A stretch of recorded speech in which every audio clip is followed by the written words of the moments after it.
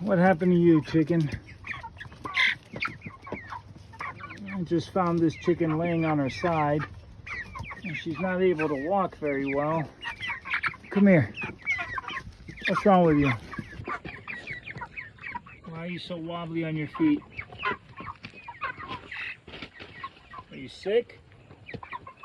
Well, I don't know what's wrong with it, but sure as hell I'm not leaving it here with the other chickens. I'm gonna segregate her and hope she makes it. There's that chicken that was limping and acting all weird, laying on her back. But from what I understand, this is what Mareks disease does. I can't really do much with her yet, but I will process her at my lunch break. Poor little bird.